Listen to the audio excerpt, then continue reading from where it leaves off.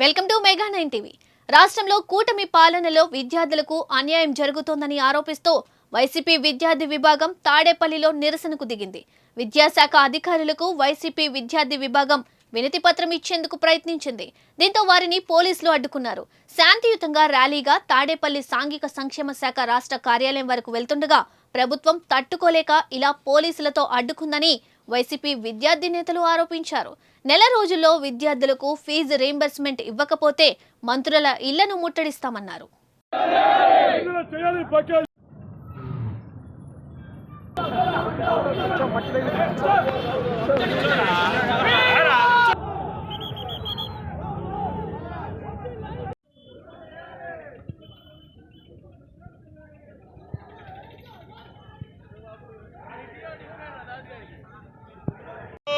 కూటమి ప్రభుత్వం విడుదల చేయాలి బకాయిలు వెంటనే, విడుదల చేయాలి బకాయిలు వెంటనే, విడుదల చేయాలి బకాయిలు.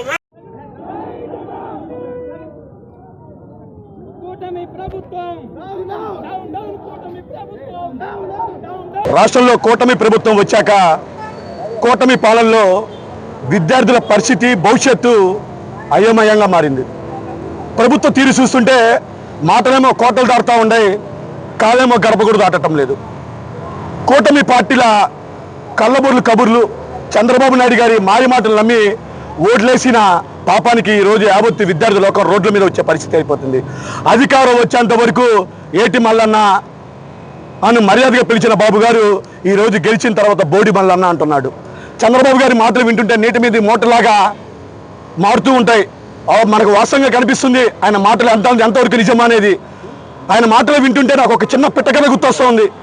అనగనగా ఒక ఊర్లో చంద్రన్న అనేడే సోమరిపోతూ ఉండేవాడంట. ఊర్లో ప్రజలందరి దగ్గరికి వెళ్ళి నేను కొండను మోస్తానని చెప్పేసి ప్రజలందరినీ నమ్మబలికిస్తాడంట. ప్రజలందరూ కూడా చంద్రన్న మాటలు విని కొండ దగ్గరికి వచ్చి కొండ చుట్టూరు ప్రజలు వచ్చేస్తారంట. ప్రజలు రాగానే ప్రజలందరిని ఏమంటాడంటే నా భుజాన కొండ ఎత్తండి, నేను కొండను మోస్తానని చెప్పి నమ్మించి మోసం చేస్తాడంట. ఆ ఊర్లో ప్రజలు ఆగ్రహం తట్టుకోలేక చంద్రబాబుని తరిమి కొడతారంట. ఆ రోజున్న చంద్రన్న సోమరిపోతే వ్యక్తిని. అదేవిధంగా ఈరోజు చంద్రబాబు యొక్క హామీలు, ఆయన వ్యవహార శైలి చూస్తుంటే యాజిటీజ్గా అలానే ఉంది. ఈరోజు మరీ ముఖ్యంగా మనం చూసుకున్నట్లయితే విద్యార్థులపై కక్ష కట్టిన చంద్రబాబు ఫీజు రీయింబర్స్మెంట్ చెల్లించక ఈరోజు విద్యార్థులు యావత్తు విద్యార్థులు విద్యకు దూరం అయ్యే పరిస్థితి కనపడతా ఉంది. కాలేజీకి వెళ్ళాలంటే ఫీజులు కట్టట్లేదు. చదువు పూర్తి చేసిన వాళ్ళకి ఉద్యోగాలకు వెళ్ళాలంటే బకాయిలు కడితే కానీ సర్టిఫికేట్లు ఇట్లేదు. తల్లిదండ్రులు ఈరోజు మనం చూసుకునే రాష్ట్రంలో కన్న పాపానికి పాపం అప్పులు చేసి ఈరోజు తల్లిదండ్రులు డబ్బులు కట్టి ఫీజులు కడతా ఉన్నారు. ఆ అప్పులు కట్టినవి తీర్చలేక తల తాకట్టు పెట్టే పరిస్థితి కనపడుతూ ఉంది. ఏ దారి లేని వాళ్ళు తల్లిదండ్రులతో పాటు పిల్లలు కూడా స్కూల్కి పనికి తీసుకొని వెళ్తా ఉన్నారు. గతంలో మనందరూ చూసారు, 2 నెలల క్రితం ప్రకాశం జిల్లాలో ఒంగుటూరులో ఒక విద్యార్థి అయ్యా నేను ఫీజు కట్టలేకపోతున్నాను అందుకని సున్నం పనికి వెళ్తున్న విషయం మనం అందరం కూడా కథనాల్లో చూసాం. అంతేకాకుండా 2 రోజుల క్రితం కర్నూలులో ఒక బీటెక్ విద్యార్థి కూడా ఫీజు కట్టలేక ఒక చిన్న పనికి వెళ్తున్న విషయం మనం చూసాం. ఈరోజు కూటమి ప్రభుత్వ అధికారంలోకి వచ్చిన తర్వాత విద్య అనేది పూర్తిగా నిర్వీర్యం అయిపోయింది, పూర్తిగా నాశనం అయిపోయింది, బస్టు కొట్టుకుపోయింది విద్యా వ్యవస్థ అనే విషయం కూడా మీకు తెలియజేస్తా ఉన్నా. అంతేకాదు మనం చూసుకున్నట్లయితే 2019-2024లో విద్యా వ్యవస్థలో విప్లవాత్మక మార్పులు శ్రీకారం చుట్టిన వ్యక్తి జగన్మోహన్ రెడ్డి గారు. ఐక్యరాజ్య సమితి వరకు మన విద్యార్థులు తీసుకునే వ్యక్తి జగన్మోహన్ రెడ్డి గారు. చరిత్రలో ఎన్నో మార్పులు తీసుకుని వచ్చిన వ్యక్తి జగన్మోహన్ రెడ్డి గారు అయితే ఈ కూటమి ప్రభుత్వం వచ్చినాక పూర్తిగా విద్యా వ్యవస్థ అనేది నిర్వీర్యం అయిపోయింది.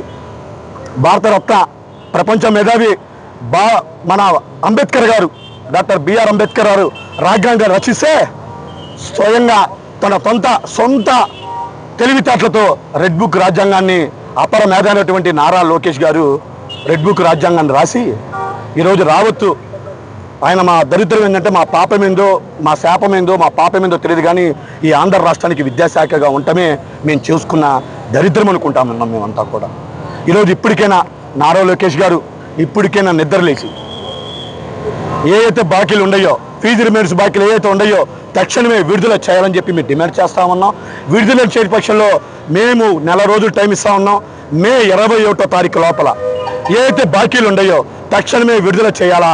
విడుదల చేయని పక్షంలో మళ్ళీ చెబుతున్న 175 నియోజకవర్గాల్లో ఉన్న ఎమ్మెల్యేల ఇళ్లలు మరియు వాళ్ళ కార్యాలయాలు ముట్టడిస్తాం.